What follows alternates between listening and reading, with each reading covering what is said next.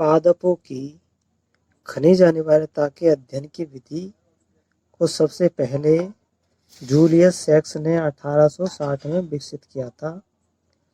इन्होंने पादपों को मृदा की अनुपस्थिति में पोषक विलयन के घोल में वयस्क अवस्था तक उगाया था। पादपों को पोषक विलयन के घोल में उगाने की यह तकनीक जल संवर्धन के नाम से जानी जाती है, जिसको हाइड्रोपोनिक्स कहते हैं। और इस विधि का प्रयोग करके इन्होंने देखा, एक एक तत्वों का प्रयोग करके देखा कि कौन से तत्व का क्या प्रभाव होता है। इसी के आधार पर खनिजों की अनिवार्यता की जांच की गई कि कौन कौन से तत्व अनिवार्य है। जल संवर्धन तकनीक द्वारा टमाटर, बीजहीन खीरा तथा सलाद के व्यापारिक उत्पादन हेतु सफलतापूर्वक लागू किया गया है। पादप की आदर्श वृद्धि के लिए पोषक विलयन को प्रचुर वायवीय रखा जाए तो ये जल संवर्धन तकनीक है, हाइड्रोपोनिक्स। इसको बिना मिट्टी के पौधे को तैयार किया गया है। अब तक 118 तत्व खोजे जा चुके हैं, जिनमें से 60 से अधिक तत्व विभिन्न पौधों में पाए जाते हैं।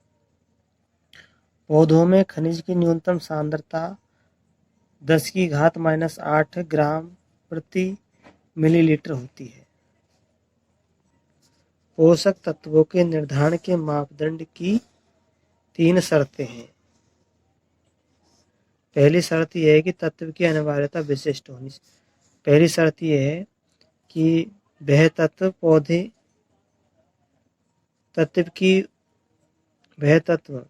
पौधे अपना जीवन चक्र पूरा नहीं कर पाए अथवा बीज भी धारण नहीं कर सकते। यानी कि जिस तत्व की कमी से पौधे अपना जीवन चक्र पूरा नहीं कर पाते हैं या फिर बीज का निर्माण नहीं हो पाता है। दूसरा है कि तत्व में अनिवार्य विशिष्टता होनी चाहिए, अर्थात इसकी कमी को दूसरा तत्व पूरा नहीं कर सके। तीसरा है कि वह उपापचय क्रियाओं में प्रत्यक्ष रूप से भाग ले। यह भी एक जल संवर्धन की तकनीक है, विधि है। आवश्यक मात्रा के आधार पर अनिवार्य पोषक तत्वों को 2 श्रेणियों में बांटा गया है। पहला बृहदमात्रिक पोषक तत्व, दूसरा सूक्ष्म मात्रिक पोषक तत्व। तो बृहदमात्रिक पोषक तत्वों की मात्रा होनी चाहिए 1 से 10 मिलीग्राम प्रति लीटर।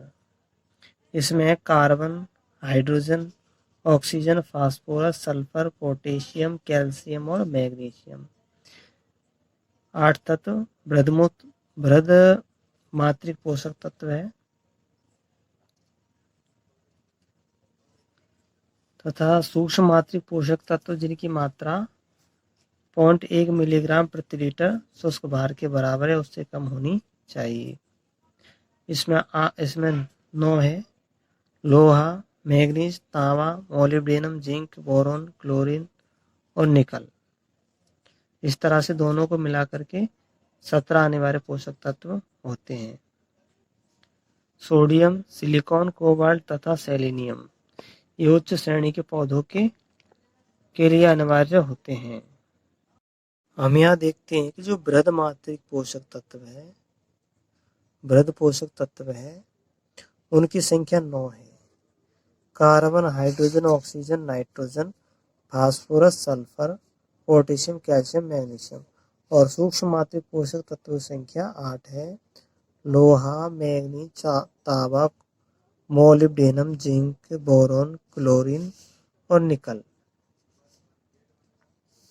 अब हम देखते हैं कि जो अनिवार्य पोषक तत्व है इनको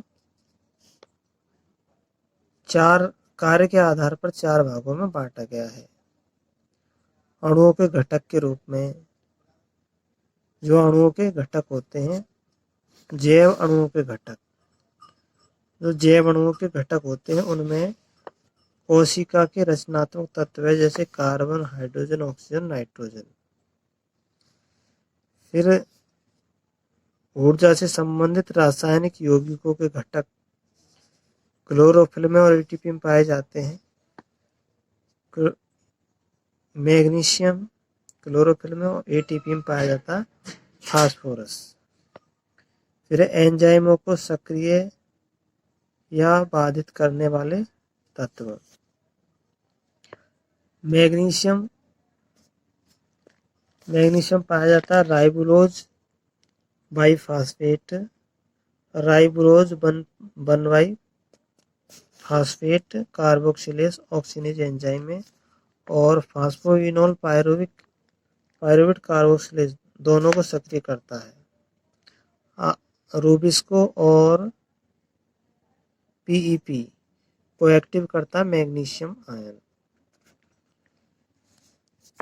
ये दोनों एंजाइम प्रकाश संश्लेषणीय कार्बन स्थिरीकरण में अति महत्वपूर्ण होते हैं।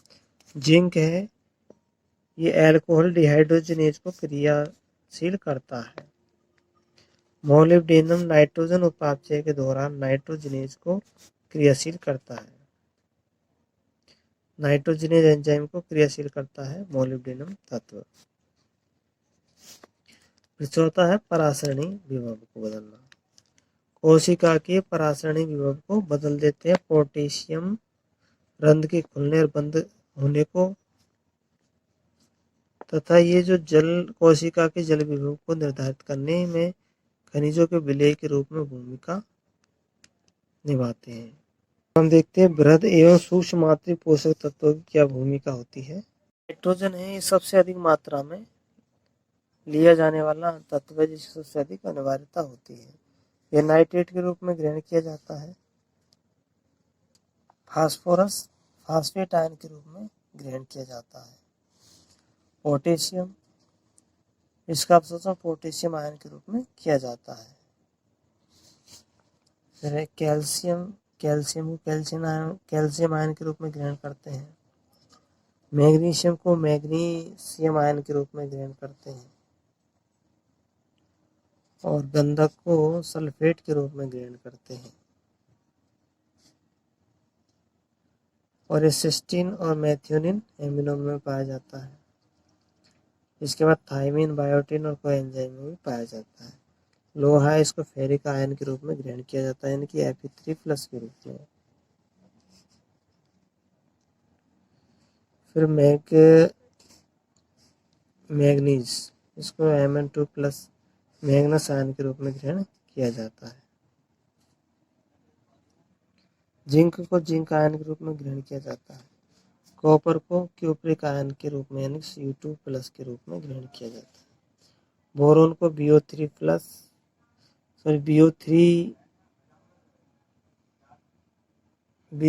3- अथवा B4O7 2- आयनों के रूप में ग्रहण किया जाता है। मोलिब्डेनम को मोलिब्डेट आयन के रूप में ग्रहण किया जाता है, MoO2 2+ के रूप में। क्लोरीन को क्लोराइड एन आयन के रूप में ग्रहण किया जाता है। जब धनायन होता है तो उसको कैटायन बोलते हैं, और ऋणांश होता है तो उसको एनायन कहते हैं। और अनिवार्य पोषक तत्वों की निश्चित परास होती है, उस परास में ही ये लाभकारी होते हैं। अगर उस परास से अधिक सांद्रता हो जाती है तो वो आविष का काम करते हैं, यानी कि पौधे की मृत्यु कर देते हैं। और यदि इनकी मात्रा कम हो जाती है तो अपर्याप्तता होती है, इनकी कमी से भी इनको नुकसान होता है। लेकिन इनकी मात्रा अधिक होने पर पौधे की मृत्यु तक हो जाती है। तो हम यहाँ देखते हैं। और फिर जो कुछ तत्व ऐसे होते हैं जो संचरणशील होते हैं, यानी पुरानी पत्तियों से ये नष्ट होने पर नई पत्तियों में चले जाते हैं, वो है नाइट्रोजन, पोटेशियम, मैग्नीशियम आदि। तो इनके जो लक्षण हैं वो सबसे पहले ये है, तथा जब ये तत्व की पौधे में कमी होती है तो सबसे पहले जो लक्षण दिखाई देंगे वो पुरानी पत्तियों पर दिखाई देंगे, क्योंकि इनका पुनः संगठन हो जाता है। और जो तत्व जिनका पुनः संगठन नहीं हो पाता है, जो संचरणशील नहीं होते हैं, उनकी कमी से पौधे में लक्षण दिखाई देते हैं तरुण पत्तियों पर दिखाई देते हैं, क्योंकि ये विघटित होकर के नई पर्णों पर नहीं जा पाते। जो असंचरणशील जो तत्व है वो है गंधक और कैल्शियम। इनको रचनात्मक इकाई भी कहते हैं। फिर इसके बाद में देखते हैं कि जो पत्तियों के क्लोरोफिल के हाथ में पीलापन आता है, जिसको क्लोरोसिस कहते हैं, और इसके लिए 8 तत्व जिम्मेदार है। Nitrogen, potassium, magnesium, sulphur, iron, manganese, zinc और मोलिब्डेनम। अब जो 3 तत्व है जिनकी कमी से पुष्पन देरी से होता है वो नाइट्रोजन, सल्फर और मोलिब्डेनम। नाइट्रोजन, सल्फर और मोलिब्डेनम की कमी से पुष्पन देरी से होता है। अगर नाइट्रोजन, सल्फर और मोलिब्डेनम में एक पोटेशियम तत्व और जोड़ दिए जाए तो इसकी कमी से कोशिका विभाजन रुक जाता है। कैल्शियम, मैग्नीशियम, कॉपर और पोटेशियम, इसकी कमी से नेक्रोसिस होता है। इससे पत्तियां या ऊतक नष्ट हो जाते हैं। कि जो अल्प भी वृद्धि हो जाए जरा सी भी तो उसमें क्या होता है, विषैलापन आ जाता है। और इससे क्या होता है कि शुष्क भार में 10% की कमी आ जाती है आविष्ता से। अब हम इसका एग्जाम्पल देखते हैं, जैसे मैग्नीज है। मैग्नीज की आविष्ता यानी अधिकता के कारण पत्तियों पर भूरे धब्बे प्रकट हो जाते हैं। तो इसके लिए हम देखते हैं कि जो मैग्नीज है उसकी अधिकता से लोहा, मैग्नीशियम और कैल्शियम की कमी हो जाती है। जो लक्षण हमें मैग्नीज की अधिकता से प्रतीत होते थे वे वास्तव में लोहे, मैग्नीशियम और कैल्शियम की कमी से होते हैं। तो ये कमी ये गलत लिखा हुआ है, इसकी जगह पे अधिकता आएगा। तत्वों के अवशोषण की जो क्रिया विधि है वो 2 ही है। एक तो है एपोप्लास्ट और एक होती है सिम्प्लास्ट। एपोप्लास्ट में तत्व जो होते हैं वे कोशिका के अंदर प्रवेश नहीं करते, कोशिका भित्ति और अंतराकोशिकीय अवकाश में होकर के जाइलम तक जाते हैं। और सिम्प्लास्ट में यानी कि इसमें जीव द्रव्य सेतु का उपयोग किया जाता है। और एपोप्लास्ट में ये निष्क्रिय होता है। में सिम्प्लास्ट में ऊर्जा की अनिवार्यता होती है यानी सक्रिय होता है। इस प्रकार सक्रिय और निष्क्रिय दोनों से क्या होता है, आयन अंदर प्रवेश कर जाते हैं और इस तरह से जो यह सक्रिय प्रक्रिया और आयनों की गति को अभिवाह कहते हैं, फ्लक्स कहते हैं। जब आयन कोशिका के अंदर प्रवेश करते हैं बाहर से तो इसको कहते हैं इनफ्लक्स, और जब आयन अंदर से बाहर की ओर जाते हैं तो उसको ई फ्लक्स कहते हैं। और इस तरह से पादपों में खनिज लवणों का अंतर्ग्रहण व स्थानांतरण होता है। अब स्थानांतरण किस तरह से होता है, वाष्पोत्सर्जन आकर्षण द्वारा ऊपर खींचे जाते हैं।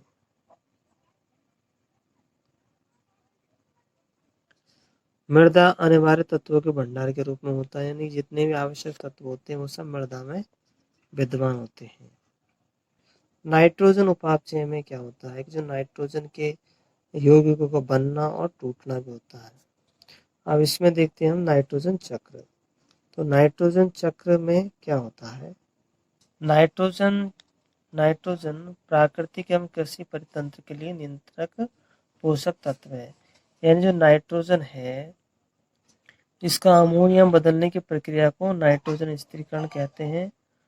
और ये अमोनियम बदलने के लिए बिजली है, परावैंगनिक किरणें हैं, इसको नाइट्रोजन के ऑक्साइडों में बदल देती है। यानी कि N2O2 यानी कि NO2 और N2O में बदल देती है। और इसके अलावा औद्योगिक दहन, जंगल की आग, वाहनों का धुआं, बिजली उत्पादन केंद्र आदि हो सकते हैं। आगे नाइट्रोजन स्थिरीकरण करने वाले होते हैं, जैसे कि मृत पादप एवं जंतुओं में उपस्थित कार्बनिक नाइट्रोजन का अमोनिया में अपघटन अमोनीकरण कहलाता है। फिर मृदा की अमोनिया की कुछ मात्रा वायुमंडल में लौट जाती है तथा कुछ सूक्ष्म जीवों द्वारा नाइट्रेट में बदल दी जाती है। NO3+ O2। ये नाइट्राइट्स में बदलती है, नाइट्राइट्स को फिर ऑक्सीकरण होता है और नाइट्रेट में बदल जाती है। अमोनिया पहले नाइट्रोमोनास या नाइट्रोकोकस जीवाणु द्वारा नाइट्राइट में बदलती है और फिर नाइट्राइट को नाइट्रोवेक्टर जीवाणु नाइट्रेट में बदलते हैं और ये दोनों प्रक्रिया को ही नाइट्रीकरण कहते हैं। और इस प्रकार के जीवाणु को नाइट्रीफाइंग जीवाणु रसायन कोषीय होते हैं, यानी कैमियो ऑटोट्रोफस होते हैं। पादप इस प्रकार निर्मित नाइट्रेट का अवशोषण कर पत्तियों को भेज देते हैं और पत्तियों में अपचयित होकर अमोनिया बनाते हैं और एमिनो अम्ल के यौगिक बनाते हैं। मृदा में उपस्थित नाइट्रेट भी डिनाइट्रीफाइंग जीवाणु है जो उसको नाइट्रोजन में अपचयित कर देते हैं और ये डिनाइट्रीफाइंग जीवाणु है स्यूडोमोनास और थायोबैसिलस जीवाणु है। तो ये नाइट्रोजन, अब हम देखेंगे जैविक नाइट्रोजन स्थिरीकरण। तो इस वाले पोर्शन को देखेंगे। जीवित प्राणियों में नाइट्रोजन का अमोनिया में अपचयन जैविक नाइट्रोजन स्थिरीकरण कहलाता है और इसके लिए नाइट्रोजनेज एंजाइम होता है और जो केवल प्रोकैरियोटिक में ही पाया जाता है। फिर नाइट्रोजन स्थिरीकारक सूक्ष्मजीव स्वतंत्र या सहजीवी होते हैं। तो स्वतंत्र जीव नाइट्रोजन स्थिरीकारक में हम देखते हैं कि ऑक्सी सूक्ष्मजीव होते हैं एजोटोबैक्टर और बिजरिंकिया, जबकि रोडोस्पाइरिलम एऑक्सी होता है। बेसिलस स्वतंत्र जीवी होता है। साइनोबैक्टीरिया में देखें तो एनाबीना नॉस्टॉक, ये भी स्वतंत्र जीवी है। सहजीवी नाइट्रोजन स्थिरीकरण करने वाले दो जीवाणु होते हैं, राइजोबियम और फ्रैंकिया। राइजोबियम लेगुमिनेसी कुल में पाया जाता है। लेगुमिनेसी कुल के है स्वीट क्लेवर, बाकल क्लेवर, उद्यान मीटर है, मीठी मटर है, सेम है और एल्फा एल्फा भी है। और ये जो फ्रैंकिया है वो एलेगुमिनेसी में होता है और कौन से पादप में पाया जाता है, एलनस में पाया जाता है।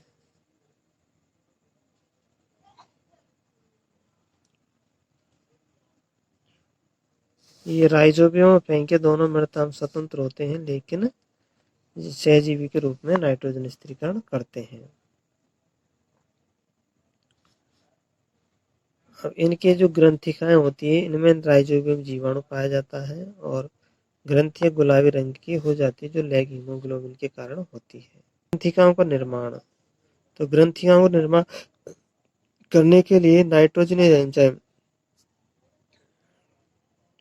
तक मोलिब्डेनम आयरन प्रोटीन होती है जो वातावरण नाइट्रोजन के अमोनियम परिवर्तन को उत्प्रेरित करती है। कि जो सबसे पहले तो मूल रोमक पास में जीवाणु आता है और जीवाणु आने के बाद में इसको संक्रमित करता है। फिर ये जीवाणु अंदर प्रवेश कर जाते हैं, तंतु बनाते हैं और कॉर्टेक्स तक पहुंच जाता है। वहां जाकर के गांठें बना देते हैं, ग्रंथियां बना देते हैं और इस तरह से ये सहजीवी के रूप में नाइट्रोजन स्थिरीकरण करते हैं।